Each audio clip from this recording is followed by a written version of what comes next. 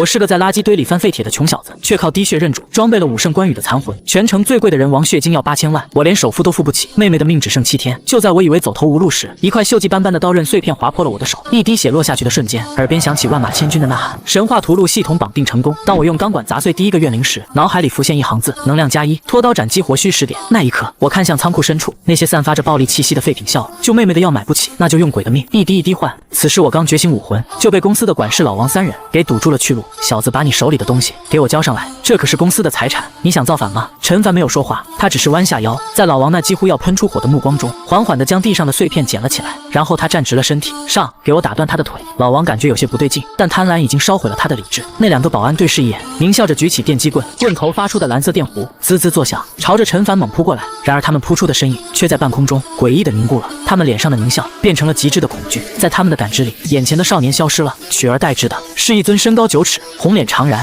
身披青色战袍的巍峨神将。那神将双眼微闭，仅仅是站在那里，就让他们感觉自己的灵魂仿佛被万钧巨力碾压，连呼吸都变得无比困难。陈凡缓缓抬起眼，那一瞬间，他的眼神变了，不再是少年的清澈或隐忍，而是一种历经沙场、俯瞰生死的漠然。那是一双丹凤眼。滚！陈凡终于开口了，只一个字，声音不大，却像是天神下达的敕令，带着不容置疑的意志，狠狠地砸在了那2个保安的灵魂之上。2个壮汉发出一声不似人声的惨叫，手中的电击棍当啷一声掉在地上。他们仿佛看到了什么最恐怖的事物，屁滚尿流的转身，连滚带爬的挤了出去，只剩下老王一个人，呆若木鸡的站在原地，双腿筛糠般的颤抖。当那双漠然的丹凤眼看向他时，他双腿一软，竟是直接跪倒在地，一股腥臊的液体顺着裤管流了一地，直到那股令人窒息的威压缓缓散去，陈凡才长长的舒了一口气。他知道这个地方不能再待下去了，还差9点能量，必须尽快离开这里。他的目光穿过层层叠叠的废品，最终落在了仓库最深处，那个散发着最浓郁暴力气息的角落，重度污染区，废品的临时堆放点。与其一个个的找那些散兵游泳，不如干一票大的。他握紧了那根沾染了怨灵黑血的钢管，一步一步朝那个角落走去。随着距离的拉近，一股暴力嗜血的气息扑面而来，他停下脚步，捡起一块碎石，朝着那堆由腐朽盾牌和断裂工程锤组成的小山猛地丢了过去。下一秒，那堆废品轰然炸开，一道魁梧的黑影咆哮着冲出，身高接近2米，手中提着一把布满狰狞缺口的环手刀。山贼头目之怨魂，在他现身的瞬间，陈凡毫不犹豫地将武圣威压催动到极致。然而那山贼头目庞大的身躯猛地一降，但仅仅一瞬，他便发出低沉的咆哮，强行挣脱了威压的影响。他眼中的鬼火燃烧着对上位者的挑衅与嗜血，威压几乎失效了。腥臭的狂风扑面而来，那柄布满缺口的环手刀已经当头劈下，刀锋位置，一股腥风已经刮得陈凡脸颊生疼。他瞳孔一缩，想也不想，一个懒驴打滚，狼狈地躲开了这致命一击。环手刀狠狠地劈在他刚才站立的位置，水泥地上迸射出一串火星。陈凡心有余悸，他很清楚，以自己这副孱弱的身体，挨上一下绝对是骨断筋折的下场。一击不中，山贼头目立刻转身，再次扑了上来。钢管与环手刀的碰撞声在空旷的仓库里回荡，每一次格挡都震得他虎口发麻。10几个回合后，陈凡的呼吸已经彻底乱了。就在他闪身躲过一记横扫，身体出现短暂僵直的瞬间，山贼头目抓住机会，一记朴实无华的直刺，闪电般刺向他的胸口。退无可退，避无可避，枪！一股沛然巨力传来，陈凡整个人倒飞出去，狠狠地撞在身后的集装箱上，喉头一甜，一口鲜血喷了出来，手中的钢管也脱手飞出。山贼头目发出一声得意的咆哮，高高举起环手刀，对准倒在地上的陈凡，狠狠地劈了下去。死亡的寒意如同潮水般将他淹没。不，我不能死在这里，妹妹还在等我。强烈的求生欲望瞬间压倒了所有的恐惧，他无法战胜眼前的山贼头目，但他需要的仅仅是最后9点能量。他飞快扫视，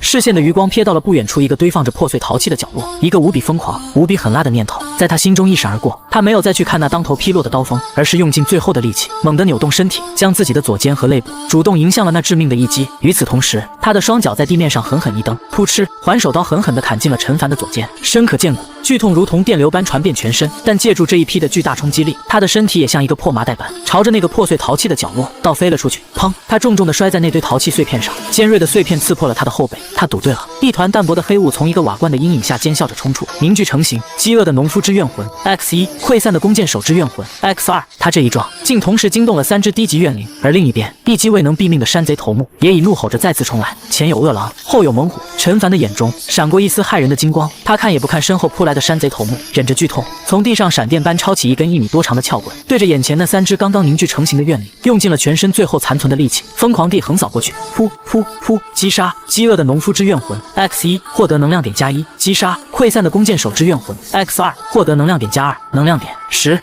本源技能拖刀斩已达到激活条件，冰冷的系统提示音在这一刻如同天籁。轰！一股庞大而精纯的信息流瞬间冲入他的脑海。一个红脸长髯的将军在万军丛中一次又一次的做出一个看似败退的动作。他将沉重的刀刃拖在身后，在敌人追近的瞬间回身出刀。所有的经验、技巧、肌肉发力的法门，在一瞬间全部化作了陈凡的本能。现实中，山贼头目的咆哮声已经在耳畔。陈凡的眼中没有了恐惧，只剩下一片绝对的冷静。他没有起身，而是顺势向后一滚，将手中那根刚刚建功的撬棍拖在了地上。吃啦！撬棍的铁头在水泥地上划出一道刺耳的声响，火星四溅。山贼头目眼中的鬼火跳动得更加剧烈，怒吼着加快速度追了上去。就是现在，在山贼头目欺身而进的瞬间，陈凡的翻滚动作戛然而止，他的腰腹如同一张被拉满的强弓，瞬间绷紧发力。那根被他拖在身后的撬棍仿佛被赋予了生命，划过一道贴着地面的刁钻而迅猛的半月弧线。这就是拖刀斩！咔嚓！一声清脆的令人牙酸的骨裂声响起，那道致命的弧线精准无比的狠狠砸在了山贼头目的头颅上。山贼头目发出一声痛苦的悲鸣，重重的向前栽倒。陈凡一跃而起，双手握住撬棍，用尽全身的力气对准山贼头目倒地后露出的后颈，狠狠的一记接着一记的砸了下去。砰砰砰！几秒后，山贼头目庞大的身躯彻底化作了漫天光点，击杀山贼头目之怨魂，获得能量点+5。陈凡丢掉撬棍，单膝跪地，大口的喘息着，鲜血和汗水混合在一起，顺着他的下巴滴落。然而还不等他享受胜利的喜悦，仓库的大铁门外突然传来一阵杂乱的脚步声和手电筒的光柱。快，就是这里！我刚才听到里面有打斗声，是管事老王那尖利的声音。封锁所有出口，执法队的人马上就到。今天就算是掘地3尺，也要把那个私吞公司财产的小杂种给我揪出来。第4章镇灵司。仓库的铁门被人从外面用蛮力踹开，发出哐啷一声巨响，震得墙壁上的灰尘簌簌下落。7、8个身穿黑色作战服、手持防爆盾牌和制式脉冲枪的壮汉一拥而入，动作整齐划一，迅速占据了所有关键位置。他们头戴战术头盔，面罩下的眼神冰冷，枪口上蓝色的电弧滋滋作响，散发着危险的气息。管事老王跟在他们身后，像一只仗着虎威的狐狸，脸上挂着小人得志的狞笑。队长，就是他！老王伸出肥硕的手指，遥遥指向单膝跪地的陈凡，就是这个小杂种，私吞公司财产，还打伤了我们好几个保安。为首的执法队队长没有理会老王的叫嚣，他体格魁梧，下巴上有一道狰狞的伤疤，眼神锐利如鹰，扫过狼藉的现场。他的目光在地上那几滩已经消散的怨灵残渣上稍作停留，最后定格在陈凡身上。他看到了陈凡肩上那深可见骨的伤口，也看到了他身边那根弯曲的撬棍和沾满血污的双手。放下武器，双手抱头。队长的声音透过扩音器，冷硬的像一块钢铁。你的身份手环已经锁定了你的信息，陈凡，17岁，第7遗物回收中心实习工，你被捕了。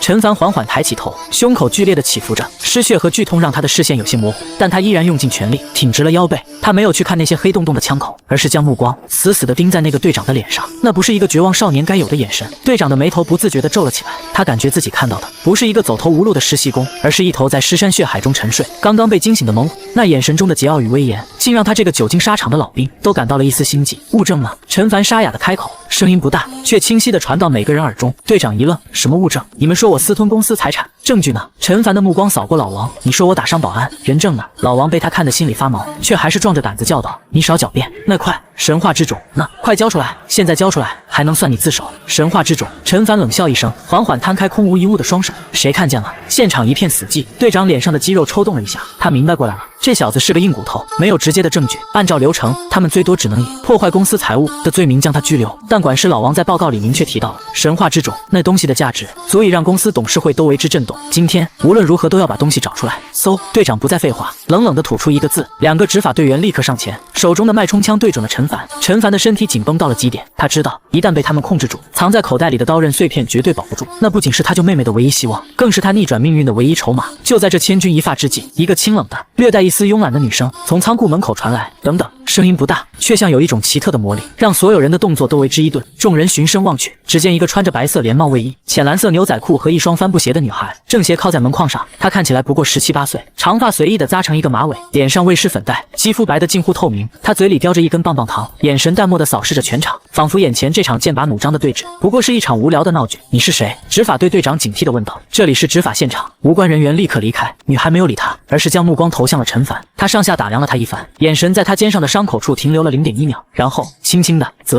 了一声，真狼狈。他迈开长腿，慢悠悠地走了进来，完全无视了那些对准他的脉冲枪。站住！再靠近一步，我们就开火了。队长厉声警告。女孩终于停下脚步，她从口袋里掏出一个小小的银色的徽章，随手抛了过去。徽章在空中划过一道精准的弧线，稳稳地落在了队长的胸前。队长下意识地接住，低头一看，瞳孔骤然收缩，那是一枚造型古朴的徽章，主体是一座镇压着无数怨灵的宝塔，塔下刻着2个古拙的小字：镇灵。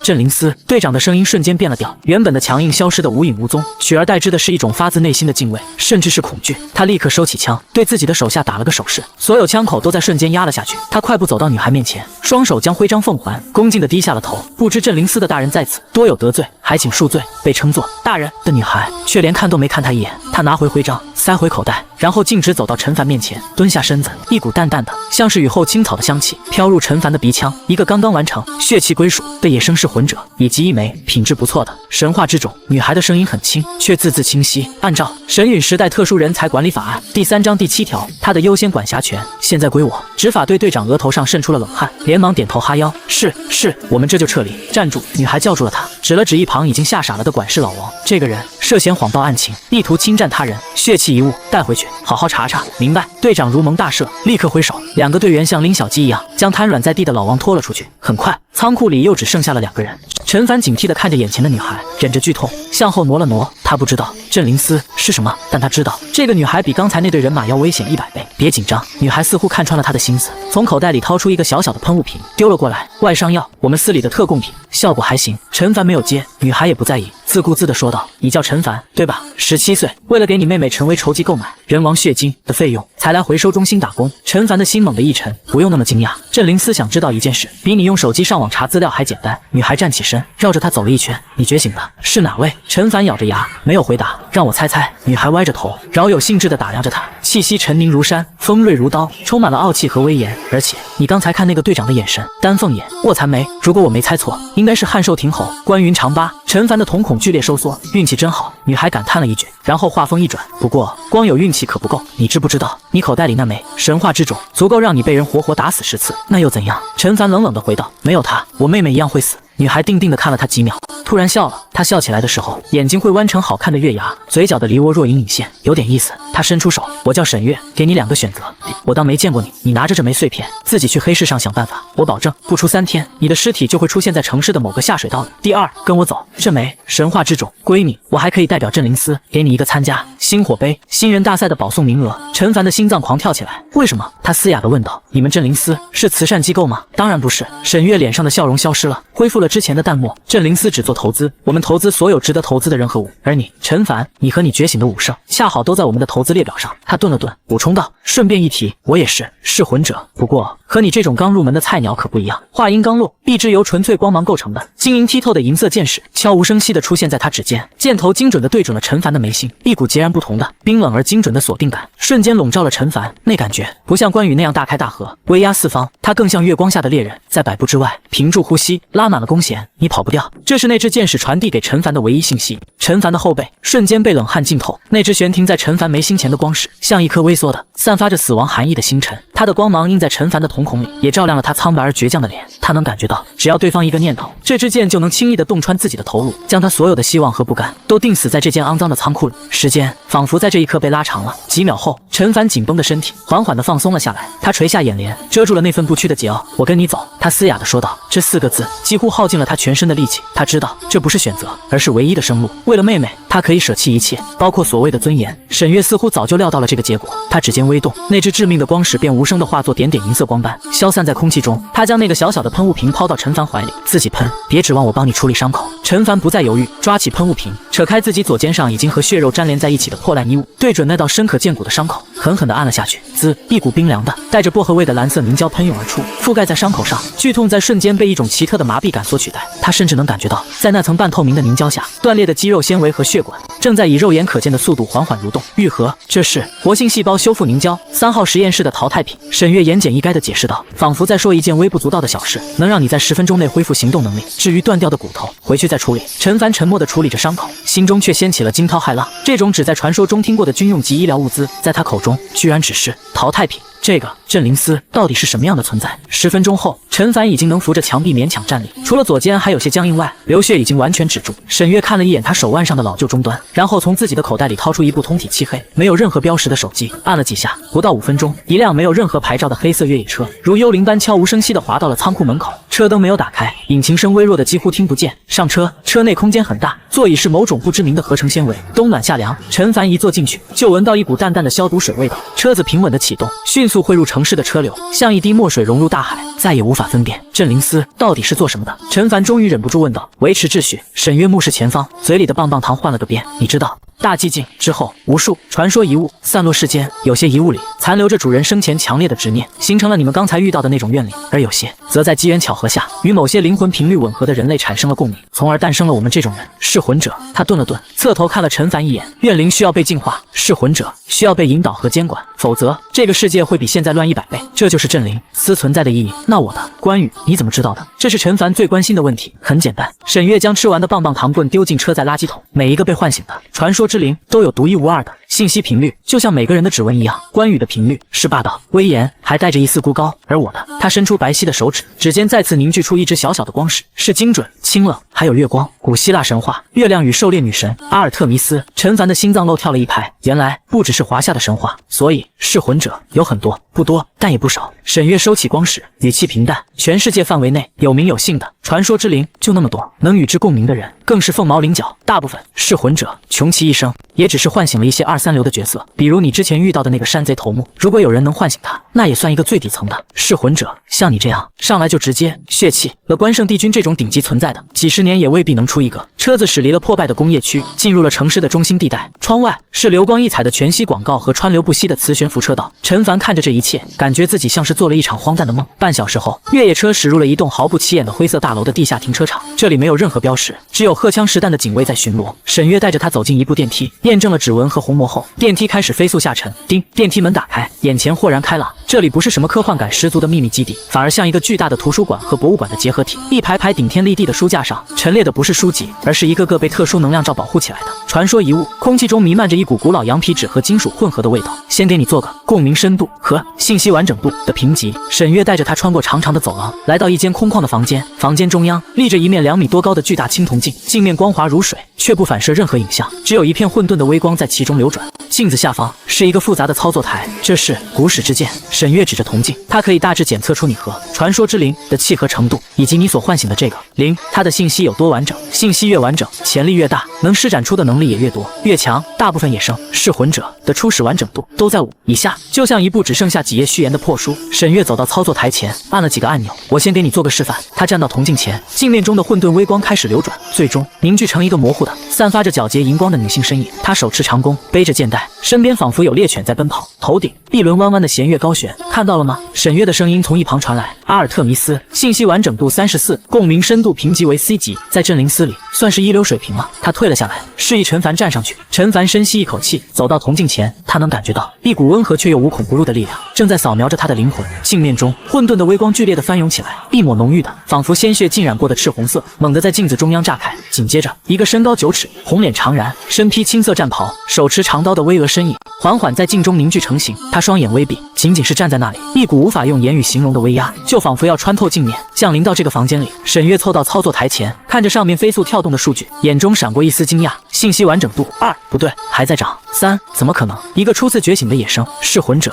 居然有3的完整度。他的话音未落，一变陡升，镜子中那巍峨的武圣身影突然剧烈的闪烁了一下。就在那一瞬间，一道更加庞大、更加古老、更加深邃的影子在武圣身影的背后一闪而过。那道影子无法用任何语言去形容，它仿佛是由无数的金戈铁马、王侯将相、文人骚客、黎民百姓的虚影共同构成。它仿佛是一片广袤无垠的疆域，一条奔腾不息的大河。它仿佛是一段跨越了数百年、充满了英雄气与悲剧色彩的磅礴史诗。它出现的瞬间，整个房间的灯光滋地一声全部熄灭，古史之剑的镜面发出了不堪重负的嗡嗡声。操作台上所有的指示灯都变成了刺目的红色，发出了尖锐的警报。警告，检测到超规格信息聚合体，能量过载，能量过载。啪一声脆响，坚固的青铜镜面上竟然裂开了一道蛛网般的缝隙，房间里的应急灯亮起，刺耳的警报声也戛然而止。沈月呆呆地站在原地，脸上的慵懒和淡漠消失得无影无踪，取而代之的是前所未有的震惊和难以置信。他死死地盯着陈凡，就像在看一个披着人皮的怪物。他的声音有些干涩，带着一丝不易察觉的颤抖。你唤醒的根本不止一个关羽，你的灵魂里到底还藏着什么？应急灯昏黄的光线将房间里每个人的影子都拉得很长。陈凡站在那面布满裂纹的古史之剑前，心脏狂跳。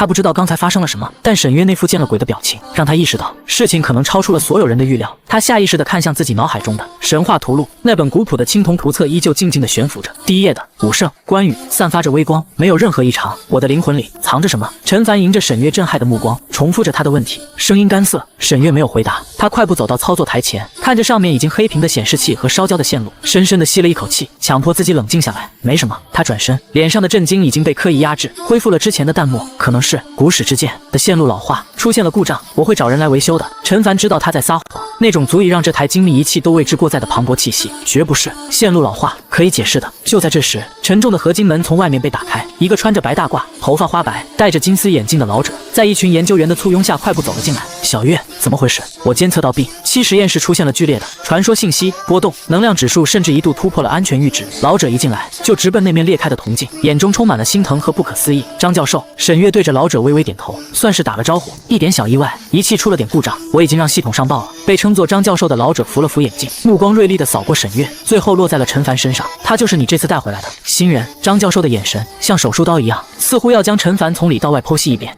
沈月言简意赅。张教授围着陈凡走了2圈，嘴里发出啧啧的声音。有意思，一个野生噬魂者竟然能引起这么大的动静。小家伙，你刚才在镜子里都看到了什么？陈凡沉默不语，他不知道该如何描述自己脑海中的神话图录，更无法解释那道一闪而过的，连他自己都感到心悸的庞大虚影。不想说也没关系。张教授笑了笑，显得和蔼可亲。每个人都有自己的秘密。小月，带他去桃园吧。既然是我们镇灵司的人了，就该享受应有的待遇。桃园。沈月皱了皱眉。张教授，他的评级还没出来，还要什么评级？张教授指着那面裂开的铜镜，没好气地说道：这台古史之剑，当年就算是测试那位继承了霸王项羽的军团长，也只是让警报响了3秒钟，他现在直接裂了，这就是最好的评级。他顿了顿，语气变得严肃起来。这孩子是个宝贝，一个处理不好，也可能是一颗足以把整座城市都炸上天的炸弹。把他放在桃园，让那2个老家伙看着，我才放心。沈月似乎还想说什么，但最终还是点了点头。跟我来，他对陈凡说道，转身走出了实验室。陈凡跟在他身后，心中充满了疑惑。桃园是什么地方？那2个老家伙又是谁？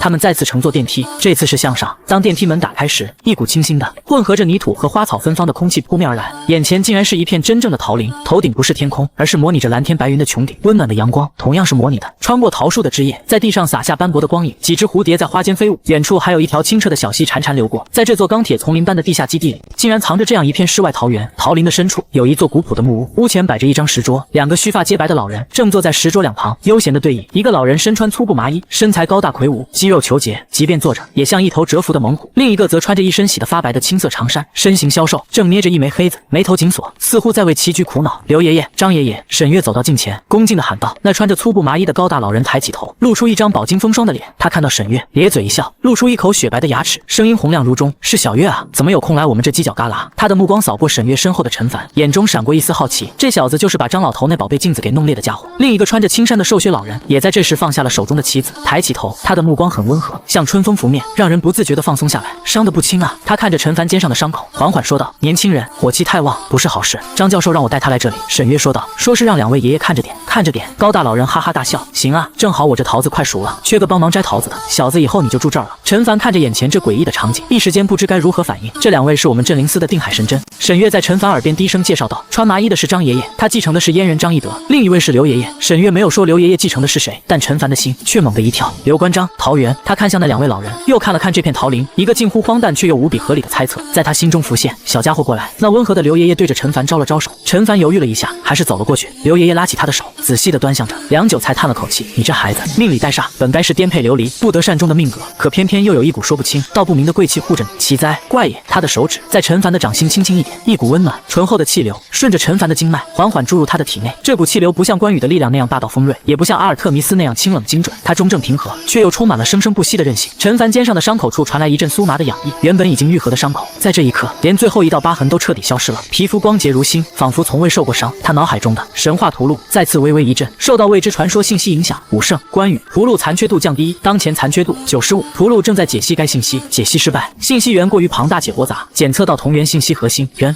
一。图录亲和度小幅提升。陈凡震惊地看着刘爷爷，又看了看自己的手，这到底是什么力量？行了，大哥，别吓着孩子。一旁的张飞瓮声瓮气地说道。他从石桌下摸出一个硕大的酒葫芦，拔开塞子，猛灌了一口。小子，以后你就跟着我们哥俩，别的本事没有，教你怎么打架还是绰绰有余的。他一边说，一边用另一只手在棋盘上啪地落下了一枚白子。嘿嘿，大哥，这下你可没辙了吧？那温和的刘爷爷苦笑着摇了摇头，看着棋盘叹了口气：“3弟，你这棋下的还是这么不讲道理啊！”陈凡站在一旁，看着眼前这恍如隔世的一幕，他突然明白了，这哪里是什么定海海神针，这分明就是镇灵司为了看住自己特意准备的一个由传说本身构成的最坚固也最无法挣脱的牢笼，或者说一个家。他想起了在回收中心那个冰冷的夜晚，想起了妹妹苍白的脸，想起了对未来的迷茫和绝望。而现在，他站在这片温暖的桃园里，看着眼前这2个仿佛从史书中走出的老人，他知道，从这一刻起，他的命运和他所处的这个世界都将迎来一场无法预测的巨变。他低头看向自己的双手，改变才刚刚开始。陈凡在桃园住了下来，他的住处是西边的一间小木屋，陈设简单，只有一床、一桌、一椅，但推开窗就能看到满树的桃花和远处潺潺的溪流。继承了张翼德的高大老人名叫张莽，继承了刘备的温和老人则叫刘玄。他们从不谈论自己的过去，也从不过问陈凡的来历，只是日复一日的在这片桃园里下棋、种树、饮酒，日子平静的像一潭死水。但陈凡的心却一刻也无法平静。每天清晨，他都会收到一封来自市中心医院的加密邮件，上面只有一张妹妹陈薇的实时生命体征谱，那条代表着魂火稳定度的曲线，虽然暂时被稳住了，但依旧像一根绷紧的弦，随时可能断裂。星火杯新人大赛就在1个月后，小子过来搭把手。这天清晨，陈凡刚做完一组基础体能训练，张莽的吼声就从桃林深处传来。他走过去，看见张莽正试图将一棵歪倒的桃树扶正，那棵桃树足有水桶粗，寻常3、5个人也未必能撼动，但张莽只是双臂一较劲，虬结的肌肉如磐石般奔起，硬生生将那棵树给扛了起来。愣着干什么？把坑填上！陈凡回过神，立刻拿起一旁的铁锹，开始往树坑里填土。你这身子骨也太弱了点。张莽一边扛着树，一边瓮声瓮气地说道：“虽说你唤醒了2哥，可光有他的威压和招式，没有一副能扛得住的皮囊。遇上真正的硬茬子，人家一拳就能把你打成肉泥。”陈凡的动作一顿，怎么不服气？张莽咧嘴一笑：“你那招拖刀斩使得倒是有模有样，可也就是个空架子。你根本不明白2哥的刀为什么快，又为什么重。”陈凡停下手中的活，看向张莽：“不明白，当然不明白。”张莽将桃树扶正，拍了拍手上的泥土：“2哥的刀重在义字，春秋大义重于泰山，所以他的每一刀都带着千钧之势，无可抵挡。而你呢？”张莽指着陈凡：“你心里只有你那个妹妹，你的刀是为了活下去，这没错，但格局太小，你的刀里没有义，只有生，所以你的拖刀斩只是一个求生的技巧，而不是一门承载着信念的武学。”陈凡的心被狠狠地刺了一下，他无法反驳，因为张莽说的是事实，他所做的一切都只是为了救妹妹。至于春秋大义，那是什么？能换来人王血精吗？怎么练？陈凡沉声问道。练不了。张莽摇了摇头，从腰间解下酒葫芦，灌了一大口。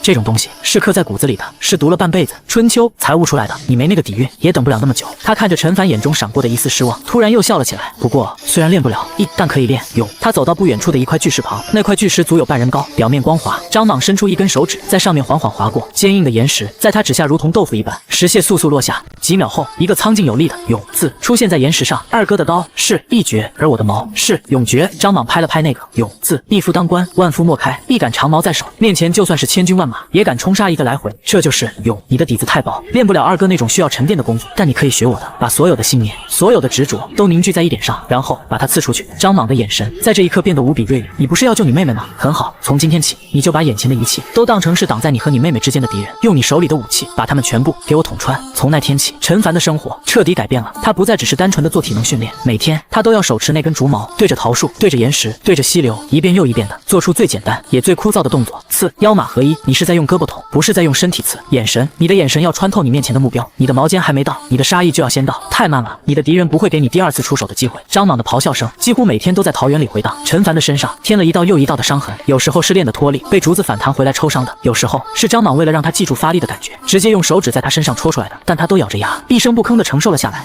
他脑海中的神话图录没有任何变化，因为他知道张莽教他的不是系统里的技能，而是一种更本质的东西，是一种一往无前、破釜沉舟的事。半个月后，陈凡赤着上身站在溪流中央，溪水湍急，冲击着他的双腿，他双目微闭，手中紧握着那根已经磨得光滑的竹矛，整个人如同一尊雕塑。突然，他睁开眼睛，一道金光从他眼中爆射而出，他手中的竹矛仿佛活了过来，化作一道黑色的闪电，刺向了溪流中一块人头大小的鹅卵石。噗！一声轻响，坚硬的竹矛竟然毫无阻碍的直接贯穿了那块鹅卵石，矛尖从另一端透出，溪水顺着矛身流淌，却无法撼动他分毫。不远处的桃树下，正在和刘玄下棋的张莽看到这一幕，捏着酒葫芦的手微微一顿。不错，他低声说了一句，嘴角露出一丝满意的笑容。刘玄捻起一枚棋子，落在棋盘上，温和地说道：“3弟，你这勇教的是差不多了，可过刚一折，光有勇没有终究是匹夫之勇，那怎么办？难道要教他大哥你那套仁义道德？张莽撇了撇嘴，等他学会，他妹妹的坟头草都3尺高了。我不是这个意思。刘玄摇了摇头，他看向溪流中的陈凡，他唤醒了云长，你又教了他义德的勇，现在仁义勇3者，他已得其2，是时候让他去见识一下真正的战斗了。他从怀里摸出一枚小小的刻着星火字样的令牌，放在了石桌上。星火杯的预选赛明天就开始了。第2天清晨，陈凡换上了一身干净的黑色运动服。经过这半个月的训练，他的身形虽然依旧单薄，但皮肤呈现出健康的古铜色，眼神也变得比以前更加沉稳锐利。拿着这个，张莽递给他一根用黑布包裹着的长条状物体。陈凡接过来，入手即沉。他解开黑布，里面是一杆通体漆黑的铁矛，矛身是实心的金刚，矛头则是用特殊合金打造的3棱锥形，闪烁着森冷的寒光。这东西是我年轻时候用的，没有名字，但够结实。张莽说道：“记住，你是去打架，不是去送死，打不过就跑，没什么丢人的。”陈凡点了点头，将铁矛背在身后。去吧。刘玄也走了过来，递给他一个水壶，尽力而为，无愧于心。陈凡对着2位老人深深的鞠了一躬，他转身，大步流星的走出了这片桃源。当他踏过那道无形的界限，重新回到镇灵司冰冷的合金走廊时，脑海中的神话图录突然剧烈的震动起来。检测到宿主已领悟勇之势，灵魂频率发生变动，图录正在进行适应性演化，演化完成。恭喜宿主，新图录已解锁，图录编号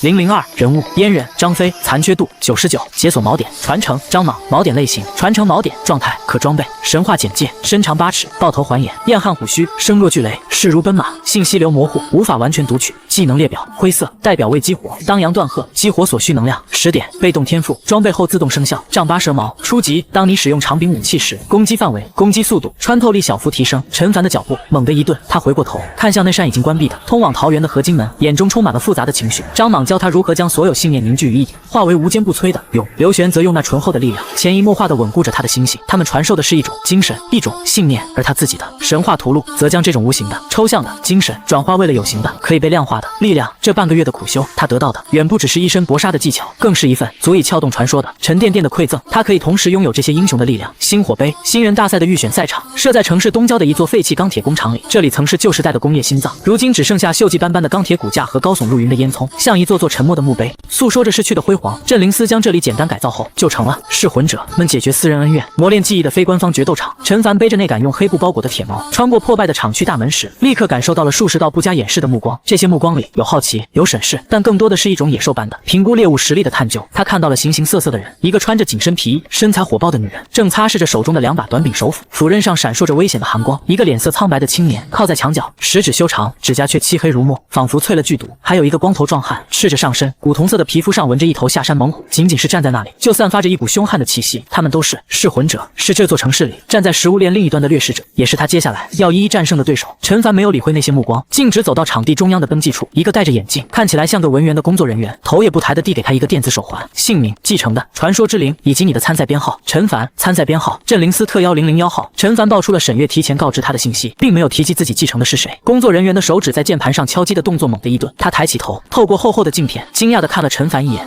但最终什么也没说，只是在手环上录入了信息。好了，你的第1场比赛在3号格斗区，对手是编号137号李锐。陈凡戴上手环，转身走向3号格斗区，那是一片由集装箱围起来的直径约30米的圆形空地，地面是压实的泥土，上面还残留着暗褐色的血迹。一个身材精悍、留着短寸头的青年已经站在了场地中央，他穿着一身利落的黑色劲装，怀中抱着一柄连翘的长刀，神情倨傲，眼神像刀锋一样锐利。当他看到陈凡背着那根粗陋的长矛走进来时，嘴角勾起一抹不屑的冷笑。镇灵司的特邀人员，我还以为是什么了不得的大人物，没想到是个连本命武装都具现不出来的穷光蛋。他口中的本命武装指的是噬魂者与传说之灵深度共鸣后才能具现出的专属武器，比如关羽的青龙偃月刀，或是阿尔特弥斯的月神之弓。而陈凡手中的只是一杆普通的铁矛。陈凡没有理会他的挑衅，他走到场地另一端，将背上的黑布解开，露出了那杆通体漆黑的铁矛。他单手持矛，矛尖斜指地面，整个人如同一块沉默的礁石。那名叫李锐的青年见他不答话，冷哼一声，缓缓抽出了怀中的长刀，枪刀身出鞘，寒光四射。那是一柄极为华丽的长刀，刀身修长，上面雕刻着精美的云纹，刀形处还镶嵌着一颗鸽子蛋大小的红色晶石，一看就价值不菲。水浒天暗星，青面兽杨志。李锐报上了自己的名号，一股剽悍勇猛的气息从他身上升腾而起。记住了，打败你的人是谁？比赛开始。随着场外裁判的一声令下，李锐动了，他的脚在地面上猛地一踏，整个人如离弦之箭般冲向陈凡。他手中的长刀划过一道凌厉的弧线，起手式便是杨家枪法里最霸道的一招，横扫千军。刀锋位置，一股刚猛的劲风已经扑面而来。面对这雷霆万钧的一击，陈凡的眼神没有丝毫波动，他没有选择硬汉，而是脚下步伐一错，身体以一个极其微小的角度向侧后方滑出半步，这半步退得恰到好处。李锐势在必得的一刀，几乎是贴着陈凡的鼻尖扫了过去，凌厉的刀气甚至在他脸上划出了一道细微的血痕。一击落空，李锐眼中闪过一丝惊讶，但他反应极快，手腕一抖，横扫的刀势瞬间变为为一记毒辣的上撩，刀锋直取陈凡的下颚。这一招变招极快，角度也极为刁钻，换做半个月前的陈凡绝对无法躲开。但现在陈凡的左脚以脚跟为轴，猛地一转，带动整个身体像陀螺一样旋转了半圈，手中的铁矛顺着这股旋转的离心力自下而上，划出一道乌黑的弧线。当矛尖精准无比的点在了上撩的刀身侧面，一股巧劲传来，李锐只觉得一股诡异的力量顺着刀身传来，让他原本凌厉的刀势不由得一偏。陈凡抓住这稍纵即逝的机会，欺身而上，他手中的铁矛不再是笨重的铁棍，而是仿佛变成了一条伺机而动的毒蛇。他进步直刺，这一矛平平无奇，却快如闪电，正是张莽教他的最基础也最致命的一招。李锐大吃一惊，他没想到陈凡的攻势会如此迅猛，他急忙回刀格挡，但陈凡的矛尖已经近在眼前，无奈之下，他只得狼狈地向后仰倒，一个铁板桥，险之又险地躲过了这穿心一矛。陈凡一击不中，毫不停留，他向前踏出一步，手中的铁矛顺势下压，矛杆如同一条大蟒，狠狠地砸向李锐的胸口。躺在地上的李锐无法躲闪，只能将长刀横在胸前，硬生生架住了这一击。砰一声闷响，李锐只觉得一股巨力传来，仿佛被一头蛮牛撞中，胸口气血翻涌，喉头一甜，差点喷出血来。李锐又惊又怒，他继承的杨志在水浒108将里也是排名前列的猛将，他自问无论是力量还是技巧，都远超同级别的噬魂者。可眼前的这个少年，明明连本命武装都没有，却在短短几个回合内就将他逼入了绝境，这怎么可能？陈凡没有给他任何喘息的机会，他双手持矛，一矛快过一矛，一矛重过一矛，时而如毒龙出洞直刺中宫，时而如大蟒翻身横扫下盘，时而又如苍鹰搏兔自上而下泰山压顶。李锐被他这套狂风暴雨般的攻势打得手忙脚乱，只能在地上不停地翻滚格挡，狼狈不堪。他引以为傲的杨家刀法，在陈凡这套不讲任何章法，只求杀敌的凶悍矛法面前，根本施展不开。场外的观众也从一开始的不屑变成了震惊，那小子是谁？用的什么路数？怎么这么猛？看不出来，他的矛法好像没什么章法，但每一招都又快又狠，根本不给对手喘息的机会。李锐可是上一届的8强选手，竟然被一个新人压着打。听着场外的议论声，李锐的脸涨成了猪肝色，他怒吼一声，全身的肌肉猛地奔起，一股青色的气焰从他身上升腾而起。这是你逼我的！他双臂用力，猛地荡开陈凡的铁矛，从地上一跃而起，手中的长刀上那颗红色的晶石骤然亮起。杨家秘技回马枪，他手中的长刀竟然被他当成了长枪来用，刀身急速震颤，发出一阵嗡鸣，化作漫天刀影，如同一道龙卷风，铺天盖地的照向陈凡。这一招才是他真正的杀手锏，将杨家刀法和杨家枪法融合，威力无穷。面对这几乎封死了所有退路的一击，陈凡的眼中终于闪过了一丝兴奋的光芒。这半个月的苦修，他心中积攒的那股为了妹妹而燃起的滔天战役，在这一刻彻底爆发。他不退反进，迎着那漫天刀影向前踏出了一步。装备阉人张飞，一股狂野暴力的气息从他身上轰然爆发，他手中的那杆普通铁矛在这一刻仿佛真的变成了一条择人而噬的黑色巨蟒。被动天赋丈八蛇矛生效，攻击范围、攻击速度、穿透力在瞬间得到了大幅提升。陈凡双手握住矛尾，将铁矛舞成了一个密不透风的圆圈，发出呜的风声，如同一面黑色的盾牌，将所有袭来的刀影尽数挡在了外面。叮叮当当，一连串密集的如同雨打芭蕉般的金属碰撞声响起，李锐的瞳孔缩成了针尖大小。他看见陈凡在挡下他所有攻击的同时，身体微微下蹲，手中的铁矛向后拖出了一道长长的轨迹。这个姿势，李锐的心中警铃大作，但他已经来不及收招了。陈凡的腰腹如同一张拉满的弓，猛地发力，就在出招的瞬间，他的心里响起第二个声音：拖刀斩。一股沉凝如山、锋锐如刀的一绝之势瞬间涌入，并与张飞的永绝之势完美交融。两种截然不同却又同根同源的力量，在他的体内达到了前所未有的共鸣。那根被他拖在身后的铁矛化作了一道乌黑的、带着死亡气息的闪电，以关羽的绝杀之计催动张飞的无双之勇，以长矛使出了刀法的神髓。不，李锐只来得及发出一声绝望的嘶吼，扑哧，黑色地矛尖毫无阻碍的贯穿了他的右肩，将他整个人死死地钉在了他身后的集装箱上。全场死寂，3号格斗区里死一样的寂静，所有人的目光都聚焦在那个单手持矛、静静站立的少年身上。他身前的李锐像一幅被钉在墙上的耻辱画作，鲜血顺着黑色的矛杆缓缓滴落，在地上汇成一小滩。他嘴巴张着，眼中充满了痛苦、屈辱和难以置信。他败了，败得如此彻底，如此干脆。噗！陈凡手腕一抖，将铁矛从李锐的肩上抽了出来，带出一蓬血花。李锐软软的滑倒在地，昏死了过去。也就在铁矛抽出的那一瞬间，陈凡敏锐地感觉到一股微弱的、带着杨志那份剽悍特质的无形气息从李锐的身上溢散出来，如同被磁石吸引的铁屑，缓缓的、不受控制的融入到了他手中的铁矛，再通过铁矛传导进他的身体。这股气息很微弱，但质量却远比他之前击杀的那些怨灵要高。他脑海中的神话图录在这一刻再次微微震动，检测到传说信息碎片、天暗星、杨志残缺正在吸收完成，解析中。检测到核心概念失忆汉勇图录正在进行转化，能量点+8。陈凡的瞳孔微微一缩，他瞬间明白了，他的神话图录就像一个信息黑洞，他需要的养料并非生命，也不是灵魂，而是传说本身。击杀那些怨灵，他吸收的是遗物上残留的最原始的执念信息，而现在他击败了一个活生生的噬魂者，他吸收的是对方与传说之灵共鸣时从对方身上溢散出来的更加精纯、更加完整的传说信息，就像从一本破书的残页上撕下了一小块，然后据为己有。这种比杀人更加彻底，也更加残酷酷，他在无形之中削弱了对方与传说之灵的联系，动摇了对方的道基，这就是他的屠戮最霸道也最不讲道理的地方。当前能量点13，看着面板上的数字，陈凡的心脏不争气的多跳了2下，他立刻将意念集中在阉人张飞的屠戮上，是否消耗10点能量，激活技能当阳断鹤，是能量点10，技能当阳断鹤已激活，一股狂野暴虐的信息流冲入他的脑海，他仿佛看到了一个爆头环眼的猛将，立马于长板桥头面对曹操的100万大军，发出了一声石破天惊的怒吼，那一声怒吼吼得山河变色，江水倒流，所有的发声技巧、气息运用、精神震慑的法门，在这一刻都化作了他的本能。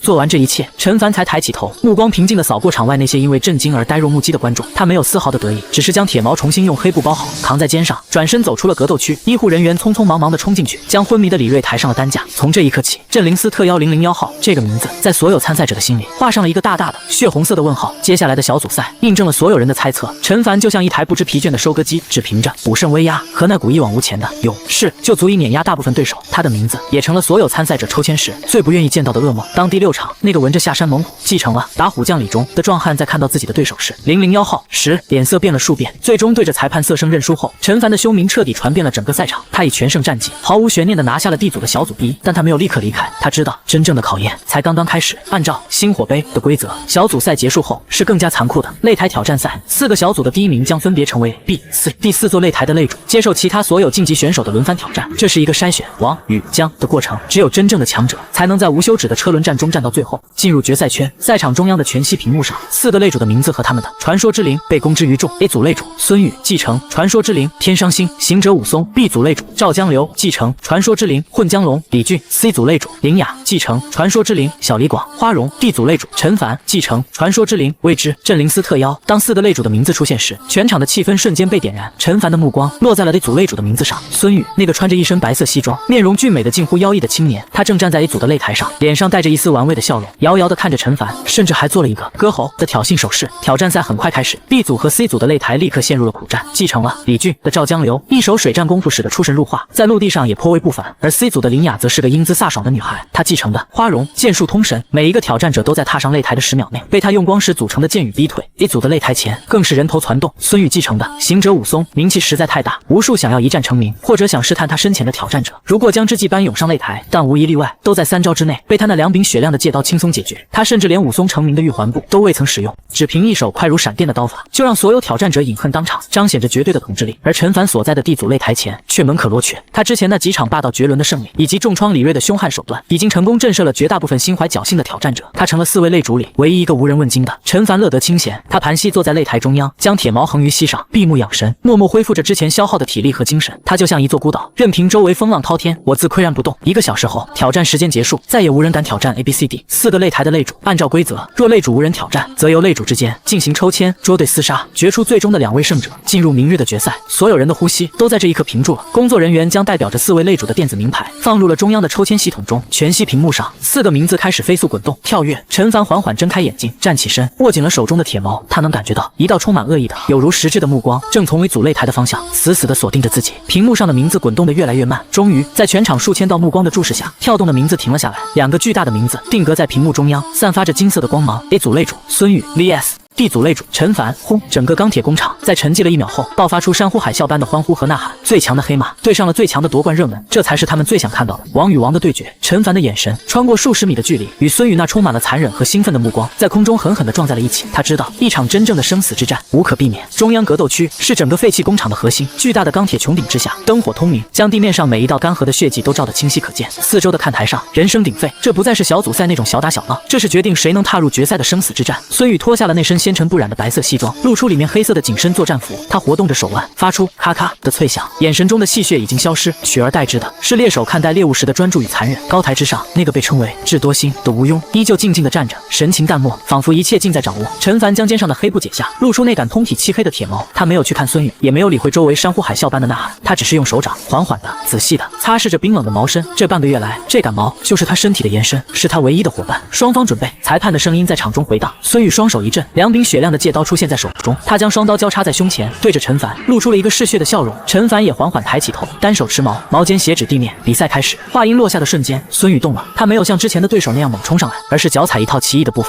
身体如同鬼魅般围绕着陈凡高速游走起来。正是武松成名绝技之一玉环步，他每一步踏出，都在地上留下一个浅浅的脚印。几个呼吸之间，数十个脚印已经连成一个无形的圆环，将陈凡死死地锁在中央。陈凡立于原地，岿然不动。他知道孙宇在寻找他的破绽，长兵器大开大合，威力虽猛，但回转不灵，一旦被敌人贴近身侧，便会处处受制，难以施展。突然，孙宇动了，他在游走中，身形毫无征兆的一折，如同一片被狂风卷起的落叶，从陈凡的左侧一个诡异的角度切入。他手中的双戒刀化作两道交叉的寒光，一上一下，如同两只开合的铁剪，直取陈凡持矛的双手手腕。这一招阴险而毒辣，他根本不攻击陈凡的要害，而是要先废掉他的武器。高台上的吴庸嘴角露出了一丝不易察觉的微笑，这是他为陈凡量身定做的第一道陷阱。陈凡眼神一凝，他没有后退，手腕猛地向下一沉，手中的铁矛以矛杆中段为支点，矛尾如同一条蓄力已久的毒蛇尾巴，向上闪电般甩出。当一声脆响，矛尾精准无比地击中了下方那柄戒刀的刀背，巨大的力道将其狠狠荡开。与此同时，陈凡上半身后仰，如同一张拉满的弓，险之又险地躲过了上方那柄削向他咽喉的戒刀。这一下攻防快如电光石火，场外的观众甚至还没看清两人的动作，第一次交锋便已结束。然而就在陈凡后仰，就力已尽，心力未生的瞬间，孙宇的脸上露出了一丝计谋得逞的狰狞。他被荡开的左手戒刀竟然顺势脱手飞出，在空中划过一道诡异的弧线，化作一道致命的寒光，射向陈凡因后仰而暴露出的面门。而他的右手戒刀则毫不停留，借着陈凡后仰的空档，刀锋一转，直劈他的小腹。飞刀袭面，视为佯攻，逼你格挡，利刃剖腹才是真正的杀招，一环扣一环，这才是吴用为他设计的真正的连环计。场外的沈月心都提到了嗓子眼，他知道这一局陈凡已经陷入了死地，无论他格挡哪一边，另一边的攻击都足以让他受到重创。陈凡的眼中也闪过了一丝骇然，他在这千钧一发之际，没有选择格挡，也没有后退，而是做出了一个所有人都意想不到的近乎自杀的动作。他松开了握着铁矛的右手，任由那柄闪烁着寒光的戒刀劈向自己的小腹。与此同时，他猛地吸了一口气，胸膛高高鼓起，对着眼前那片致命的刀光，发出了一声石破天惊的怒吼。呆，当阳断喝，一股无形的、狂野的、蕴含着张飞那无双勇气的音波，以他为中心，如同炸开的冲击波，轰然扩散。高台之上，吴庸脸上那蜘蛛在握的微笑瞬间凝固。格斗场中，那柄已经飞到陈凡面门前的戒刀，在空中猛地一掷，仿佛被一只无形的大手狠狠攥住，失去了所有的力道，当啷一声掉在了地上。而正欲一刀见功的孙宇更是如遭雷击，他只觉得自己的脑子里像是被人用工程锤狠狠地砸了一下，眼前金星乱冒，耳中嗡嗡作响，出现了长达1秒的失聪和眩晕。他那志在必得的一刀也因此慢了半拍。高手相争，胜负只在毫厘之间，而这1秒的停止，对陈凡来说就是整个世界，就是这慢了的半拍。陈凡的左手快如闪电般，一把抓住了孙宇持刀的右手手腕，五指如铁钳，死死地扣住了他的命脉。然后他的右拳，那只刚刚松开铁矛的右拳，带着他这半个月来积攒的所有怒火，为了妹妹而燃起的滔天战役，狠狠的、毫不留情的砸在了孙宇那张因震惊而扭曲的俊美脸庞上。砰！一声沉闷的，如同西瓜被砸碎的巨响，孙宇整个人如同断了线的风筝，向后倒飞出去，嘴里喷出一口血溅，其中还夹杂着几颗碎裂的牙齿。他重重地摔在7、8米外的地上，挣扎了几下，却没能爬起来。全场死寂。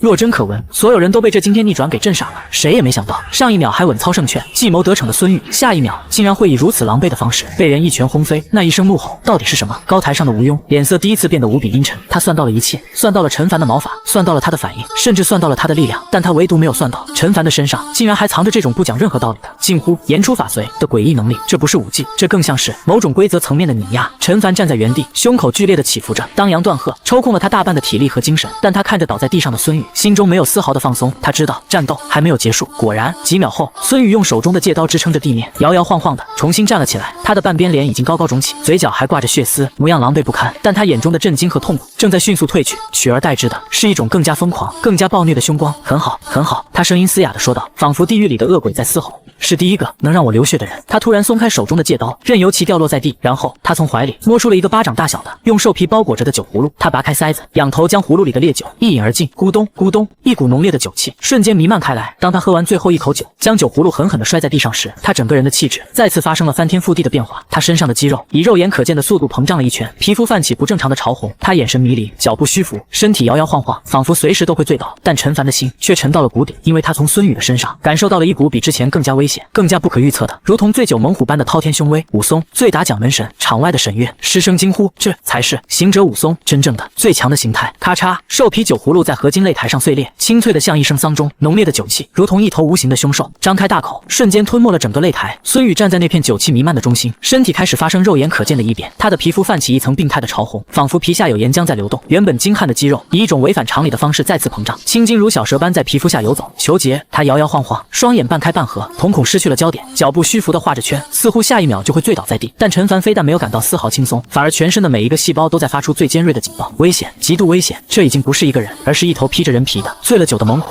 孙宇咧开嘴，含混地吐出一个字，猩红的舌头舔过带血的嘴角。很荣幸。话音未落，他那看似不稳的下盘猛然一沉，身体以一个违背人体力学的角度向左侧倾倒。那不是摔倒，是突进。陈凡的瞳孔骤然收缩成针尖，他根本来不及思考，战斗本能已经驱动着身体，丈八蛇矛如一道黑色闪电横扫而出，封锁身前所有的空间。然而迟了，孙宇的身影如同鬼魅，在那倾倒的瞬间，竟以一个匪夷所思的滑步贴着地面栖进了陈凡的怀里。长矛的优势在这一刻荡然无存，一股混杂着酒气和血腥味的热风扑面而来。孙宇那张狰狞的脸在眼前急速放大，他的一记冲拳毫无预兆直捣陈凡心口，陈凡只来得及将矛杆回拉，横于胸前，那不是拳头打在矛杆上的声音，更像是工程锤撞上了铜墙铁壁，一股蛮横到不讲道理的巨力顺着矛杆疯狂涌入。陈凡只觉得双臂一震，虎口瞬间撕裂，鲜血沿着黑色的矛杆汩汩流下，整个人更是被这股巨力轰得向后踉跄滑出数米，双脚在坚硬的擂台上离出2道刺眼的印痕。好重的拳！不等他稳住身形，孙宇的第二波攻击已经到了，他走的是一套谁也看不懂的步伐，东倒西歪，左摇右晃，仿佛随时都在失足的边缘，可每一步都恰好踩在陈凡最难受、最无法发力的死角。他的攻击更是毫无章法可言，一记看似打向面门的直拳，在半途却手腕一翻，化拳为肘，狠狠撞向陈凡的肋下；一记看似要绊倒他的扫堂腿，踢到一半却猛然收回，身体借着旋转之势，一记凶狠的背撞，狠狠砸在陈凡的矛杆之上。醉拳，行醉亦不醉，不醉心不醉，每一招都是虚实结合，每一式都是夺命杀机。陈凡被彻底压制了，他引以为傲的矛法讲究大开大合，一往无前。可现在他感觉自己像一个手持长棍的壮汉，在和一个滑不溜丢的醉鬼缠斗，一身力气却根本无处宣泄。他想拉开距离，施展拖刀斩，可孙宇的醉步总能如复古之躯般贴上来，让他连蓄力的机会都没有。砰！又是一记闷响。陈凡为了躲避一记刁钻的撩阴脚，露出了左肩的破绽，被孙宇一记肩撞结结实实的命中。剧痛传来，他感觉自己的肩胛骨仿佛都裂开了，半边身子瞬间麻木，握矛的手都险些松开。哈哈哈！废物，你的招式就像教科书一样死板。孙宇狂笑着，攻势愈发癫狂，拳、肘、膝、头，他身体的每一个部位都化作了最致命的武器。在我行者武松的醉拳面前，你所有的挣扎都只是徒劳。擂台之上，战局已经完全倒向了一边，黑色的身影在不断后退，身上一道道淤青和伤口触目惊心，而那个摇摇晃晃的红色身影则如同一场无法醒来的噩梦，步步紧逼，拳拳到肉。观众席上已经是一片死寂，所有人都被孙宇那狂暴而诡异的姿态所震慑。高台之上，沈月慵懒的表情消失了，他下意识地坐直了身体，眉头紧锁。完了吗？陈凡的意识开始阵阵发黑，体力在当阳断鹤，后本就见底。此刻在狂风暴雨般的攻击下，更是被压榨到了极限。放弃吗？妹妹还在等着。人亡血晶，那个能让他活下去的唯一希望，如果在这里倒下，一切就都结束了。不，我不能输。就在他精神即将被剧痛和绝望吞噬的刹那，脑海深处2道身影骤然浮现，一道是张莽，那个爆裂如火的汉子，正对着他发出雷鸣般的咆哮：小子，怕个球！你手里的不是烧火棍，是丈八蛇矛，给老子捅进去！另一道是刘玄，那个温和醇厚的老人，正用那双仿佛能看透一切的眼睛注视着他，声音不大，却清晰地响彻他的灵魂：孩子，稳住！勇若无意来约束，便是匹夫之怒；守住你的本心，那才是你的根。勇是催动力量的血，意是稳住心神的骨。轰！一道前所未有的明悟，如同一道劈开混沌的闪电，在陈凡的脑海中轰然炸响。啊！陈凡仰天发出一声压抑到极致的咆哮，那声音中既有张飞的爆裂，又有一种不属于他的沉凝如山的威严。他停止了后退，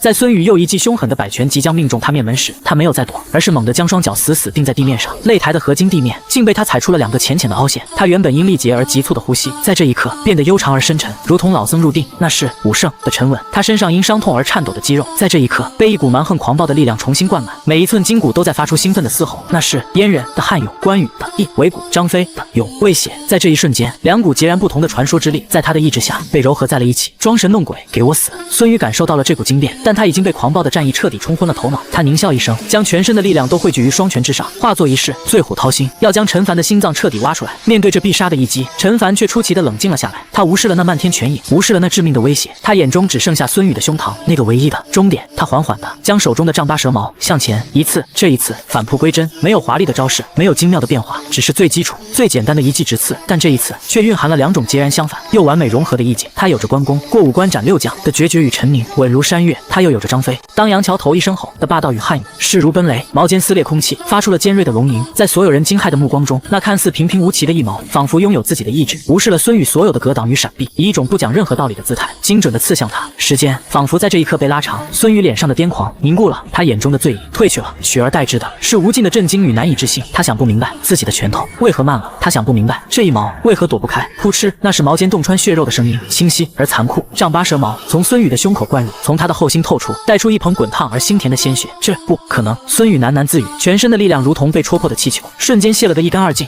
败了！陈凡的声音沙哑而平静，他手臂猛然发力，一抖一挑，孙宇的身体被整个挑飞起来，在空中划过一道凄厉的血色抛物线，而后重重地摔落在擂台边缘，抽搐了几下，便彻底昏死过去。全场死寂。陈凡站在擂台中央，身体剧烈地摇晃着，融合两股力量的后遗症如潮水般涌来，眼前阵阵发黑。他将丈八蛇矛狠狠插入地面，才勉强支撑着没有倒下。检测到传说之力，行者武松高完整度，正在吸收完成，解析中。检测到核心概念，凶狂醉意，传说之力正在转化为能量，能量点加25。冰冷的系统提示音是他此刻唯一的慰藉。他赢了。他缓缓抬起头，目光穿过狂热而失声的观众，望向了高台之上。在那里，东海集团的席位上，那个一直运筹帷幄的智多星吴庸正死死地盯着他。那张儒雅的脸上再无一丝从容，取而代之的是毫不掩饰的凛冽杀意。冰冷的金属担架，刺鼻的消毒水气味。当陈凡被医护人员抬下擂台时，山呼海啸般的欢呼声仿佛隔着一层厚厚的玻璃，变得模糊而遥远。他的意识像是浸在水里的棉花，沉重混乱，每一寸肌肉都在尖叫，每一根神经都在抽搐，精神力更是被炸得一干二净，连睁开眼睛都感到费力。你的身体状况很糟糕。一个清冷而熟悉的声音在耳边响起，强行驾驭超出负荷的力量，就像让一辆拖拉机装上战斗机的引擎，就算能飞起来，落地时也离报废不远了。陈凡勉强掀开眼皮，看到沈月那张慵懒而精致的脸，他没有丝毫的祝贺之意，眼神里只有分析和评估，像是在看待一件有趣的但随时可能损坏的投资品。他被送进了地组的专属休息室，这里像一个纯白色的金属盒子，隔音效果极佳，将外界的喧嚣彻底屏蔽。一名镇灵司的医疗专员正在用便携式魂火稳定仪检测他的身体数据，魂火波动剧烈，精神力严重透支，多处软组织挫伤，建议立刻终止比赛，进行深度治疗。专员看着仪器上的红色警报，皱眉说道：“他不能终止。”沈月替陈凡回答了，语气不容置喙，给他注射一支 B7型精神活性剂，再用声波理疗仪缓解肌肉损伤。半小时后，他要面对下一轮的胜者。专员张了张嘴，还想说什么，但在沈月冰冷的目光下，最终还是沉默着转身去准备了。陈凡没有力气说话，只是用眼神询问。沈月拉过一张椅子，翘起长腿，慢悠悠地说道：“你那一矛赢了比赛，但也付出了代价。第一个代价是你的身体，第二个代价比第一个麻烦得多。”他说着，点开了手腕上战术终端的全息投影，画面中正是高台之上吴庸那张冰冷如霜的脸。他没有看擂台上被抬走的孙宇，而是对着自己的通讯器，用口型无声地说了几个字。沈月将画面定格，放大了他的口型：捕风计划。陈凡的瞳孔微微一缩，捕风计划是东海集团的一个灰色产业代号。沈月解释道：“他们会把你所有的战斗影像、能力分析、弱点猜测打包成一份精美的猎杀指南，然后免费公开发布在噬魂者的地下情报网络暗网上，免费才是最昂贵的。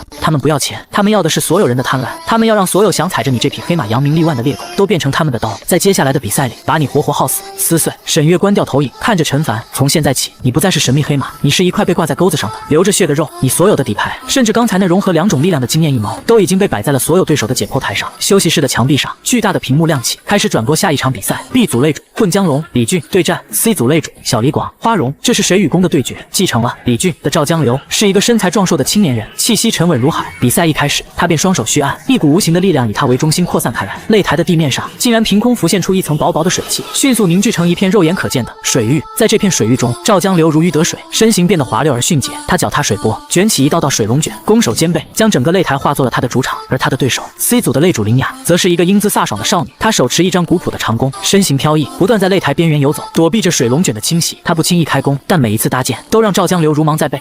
终于，林雅抓住一个破绽，松开了弓弦，一道银色的流光离弦而出。那不是一支普通的箭，箭矢上仿佛附着着某种意志，在空中划过一道诡异的弧线，绕过了3道水龙卷的拦截，直指赵江流的咽喉。赵江流脸色一变，脚下猛地一踏，一面巨大的水墙拔地而起。然而，那支箭在即将撞上水墙的瞬间，竟再次凭空一折，以一个更加刁钻的角度射向他作为支撑点的右腿。必中之念，赵江流避无可避，只得闷哼一声，用护体的传说之力硬抗。箭矢虽然被弹开，但他的身形却出现了一丝凝滞。高手相争，一线之差便是生死之别。林雅的双眸亮得惊人，第二支箭已然搭在弦上，嗡，弓弦震颤，发出龙吟般的声响。这一箭快到极致，肉眼根本无法捕捉，只能看到一道白线一闪而逝。当众人反应过来时，箭矢已经定在了赵江流的胸口，强大的力量将他整个人带得倒飞出去，狠狠摔在水域之外，再也无法站起。从头到尾，林雅只射出了2箭，全场再次陷入了短暂的寂静，随后爆发出比之前更加热烈的掌声。陈凡看着屏幕上那个收弓而立、神情清冷的少女心中一片沉重，下一个对手就是他，一个冷静、精准、攻击距离极远、剑术通神的顶级猎手，而自己状态极差，底牌尽出，精神活性剂被注入体内，一股冰凉的暖流顺着血管扩散开来，让他混乱的神经为之一清。他调出了自己的神话屠戮，宿主陈凡已装备屠戮，武圣、关羽、燕人、张飞，能量点28点能量，这是他目前唯一的翻盘希望。他的意念在技能列表上扫过，武圣、关羽技能过5关斩6将，未激活，激活所需能量500点。燕人、张飞技能2未解锁，陈凡的心凉了半截。关羽的下一个技能需要整整500点能量，是一个他想都不敢想的天文数字。而张飞的屠戮除了当阳断鹤，后面还是一片灰色迷雾，根本没有新的技能可供激活。他陷入了绝境，有能量却无处可花。就在他心神激荡之际，休息室的门被敲响了。沈月皱了皱眉，打开门，门外站着的竟然是刚刚获胜的 C 组擂主林雅。他对着沈月微微点头示意，目光却直接越过他，落在了陈凡身上。下一场你我之间必有一战。林雅开门见山，声音清脆利落，但在那之前，我想和你做个交易。他不等陈凡回答，便自顾自地说道：“我知道你参加星火杯是为了人王血晶，但你有没有想过，为什么那种东西只有星火杯的冠军才能拿到？为什么各大财团和世家不惜一切代价也要争夺？”陈凡的瞳孔猛然收缩，林雅看着他的反应，嘴角勾起一抹意味深长的弧度，因为他和神陨时代的真相有关。赢了我，或者和我合作，我会告诉你一部分我知道的秘密。说完，他转身就走，干脆利落，没有丝毫拖泥带水。陈凡的心乱了，妹妹的病，未知的强敌，无庸的杀意，林雅的交易，所有的压力如同一座座大山，压得他喘不过气。他需要力量，需要足以打破所有困局的更强的力量。可现在他油尽灯枯，底牌尽出，面对一个剑术通神的对手，唯一的倚仗只剩下那杆伤痕累累的丈八蛇矛和一颗绝不倒下的心。林雅的身影消失在门口，但他的话却像一根无形的毒刺，深深扎进了陈凡的心里。神陨时代的真相，人王血晶的秘密，这些宏大而遥远的词汇与妹妹成为那张苍白的小脸，在他混乱的脑海中交织碰撞，掀起滔天巨浪。一直以来，他的目标都很纯粹，很卑微，活下去，拿到奖金，救妹妹。可现在，一个来自传承世家的少女，却轻易地撕开了一角幕布，让他窥见了这个世界冰山之下的暗流。别被他影响了。沈月的声音将他从纷乱的思绪中拉回。传承世家的人最擅长用信息差来制造筹码，可以信，但别全信，自己要会思考。陈凡没有回答，他知道沈月说的对，可他更知道林雅的话已经在他心里种下了一颗怀疑的种子。这颗种子迟早会生根发芽，但他现在没空去想这些。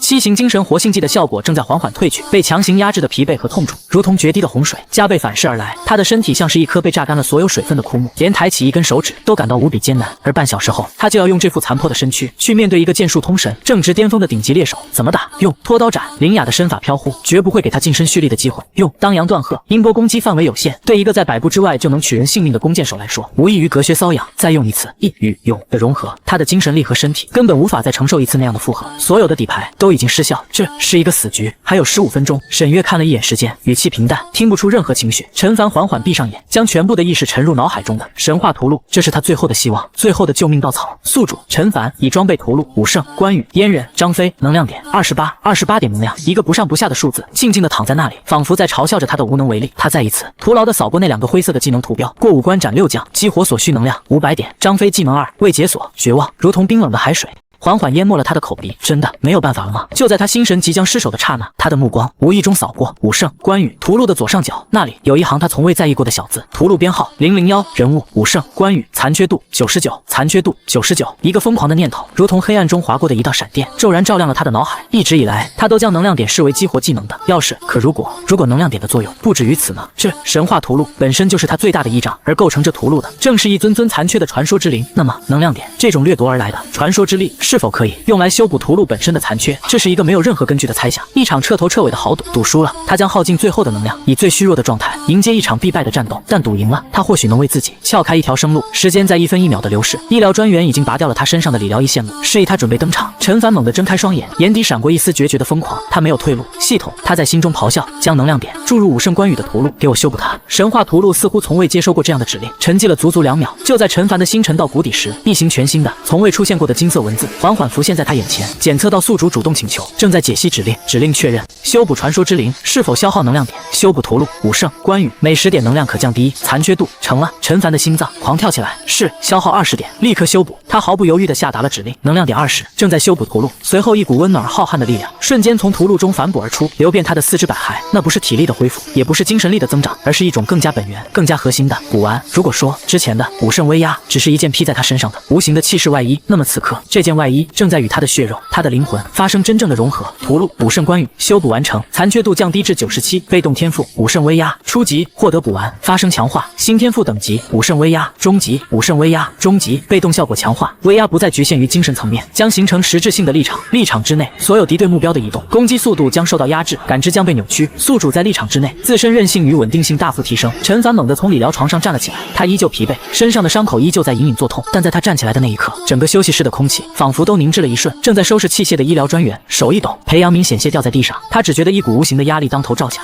仿佛自己面对的不是一个受伤的选手，而是一座巍峨沉默的青铜神像。沈月原本慵懒地靠在椅背上，此刻却猛地坐直了身体，他那双总是古井无波的眸子里，第一次露出了真切的震惊之色。他看到了什么？他看到陈凡的周围，空气仿佛变得粘稠，如同看不见的泥沼，一股沉凝如山、锋锐如刀的气息，不再是虚无缥缈的威压，而是化作了实质。沈月张了张嘴，发现自己竟有些说不出话来。时间到了，陈凡的声音沙哑，却带着一种前所未有的沉稳与厚重。他没有再去看沈月，也没有理会那个目瞪口呆的医疗专员，他只是握紧了手中的丈八蛇矛，一步一步走向通往赛场的甬道。每一步都走得不快，但却无比坚定，仿佛不是走向一个生死难料的擂台，而是走向属于自己的领地。D 组擂主陈凡， C 组擂主林雅，预选赛决赛现在开始。广播中，解说员激昂的声音响彻全场。当陈凡从黑暗的甬道中走出，重新沐浴在万千灯光之下时，整个赛场瞬间沸腾。擂台的另一端，林雅已经静静地站在那里，她长发竖起，手持长弓，眼神锐利如鹰，整个人与手中的弓仿佛融为了一体，散发着致命的危险气息。她看到了陈凡，看到了他略显蹒跚的脚步，看到了他苍白的脸色，但不知为何，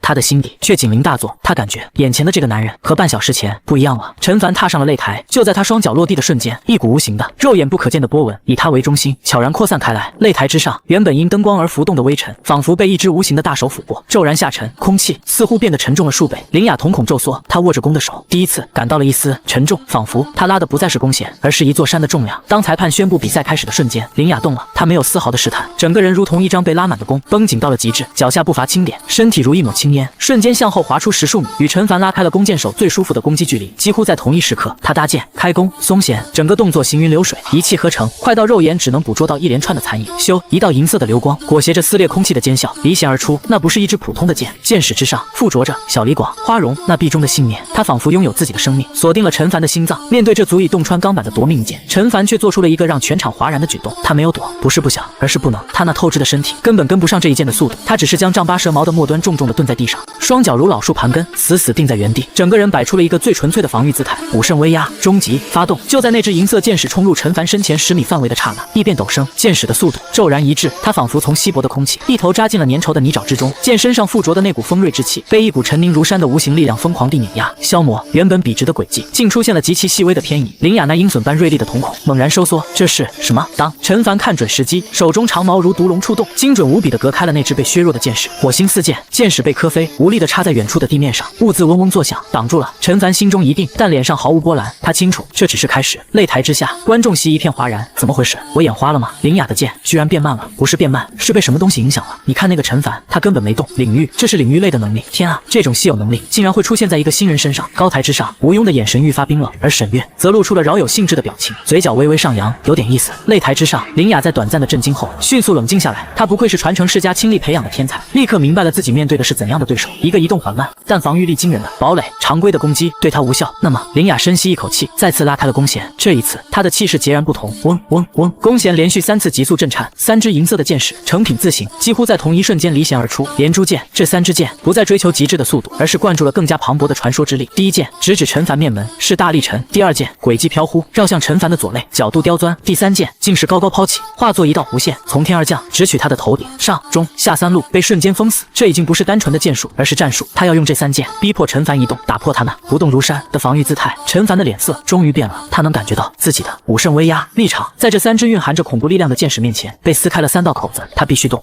陈凡暴喝一声，脚下猛地一踏，身体以一个极其别扭的姿势向右侧横移半步，同时手中丈八蛇矛疯狂舞动，化作一片密不透风的黑色屏障。当当2声脆响，他险之又险地隔开了正面和侧面的2支箭矢，虎口再次被震得鲜血淋漓。但第3支箭，那从天而降的一箭，他已避无可避。扑哧，箭矢狠狠地扎进了他的左肩，强大的冲击力让他一个踉跄，半跪在地，鲜血瞬间染红了他的衣衫。全场一片惊呼，漂亮！林雅选手的战术太完美了。陈凡的领域被破了，他一旦移动起来，就成了活靶子。林雅的脸上没有任何得色，他冰冷的目光锁定了半跪在地的陈凡。第4支箭已然搭在弦上，这一箭他瞄准的是陈凡持矛的右手，他要彻底废掉他的武器。然而就在他即将松开弓弦的刹那，半跪在地的陈凡却猛地抬起了头，他的眼中没有痛苦，没有气馁，只有一片燃烧的疯狂的战意。就是现在！陈凡心中怒吼，手臂肌肉猛然奔张，竟用尽全身的力气，将手中的丈八蛇矛如同一杆标枪般狠狠地投掷了出去。他投掷的目标不是100米之外的林雅，而是他身前5米处的地面轰，丈八蛇矛裹挟着烟刃的无匹巨力，狠狠地钉在了坚硬的合金擂台之上，整个擂台都为之剧烈一震。以长矛落点为中心，蛛网般的裂纹疯狂蔓延，无数碎裂的合金板块被狂暴的冲击力掀起，化作一场致命的金属风暴，铺天盖地地朝着林雅席卷而去。这一手完全超出了所有人的预料，林雅脸色巨变，她不得不放弃锁定陈凡，身形急速后退，同时挥动长弓，不断击飞那些迎面射来的碎石。她的节奏被彻底打乱了，而陈凡要的就是这一瞬间的喘息之机。后，他强忍着伤痛，将丹田里最后一丝气力化作一声惊天动地的咆哮，当阳断鹤。这一次，他不是为了伤敌，而是为了震慑。滚滚音波如同实质的冲击，狠狠地撞在了手忙脚乱的林雅身上。林雅只觉得脑中嗡的一声，仿佛被重锤砸中，出现了0.几秒的眩晕和僵直。0.几秒对凡人而言不过一瞬，但对陈凡而言已经足够。他一个箭步冲上前，在漫天烟尘中一把拔起插在地上的丈八蛇矛，身体化作一道离弦的箭，朝着那个僵直的身影发起了最后的冲锋。当林雅从震慑中恢复过来时，一切都已经晚了。那个浑身是血，宛如地狱恶鬼般的身影已经冲到了他的面前，冰冷锋利的矛尖稳稳地停在了他光洁的咽喉前，距离他的皮肤只有不到1厘米。矛尖上散发出的森然寒气，让他全身的汗毛都倒竖了起来。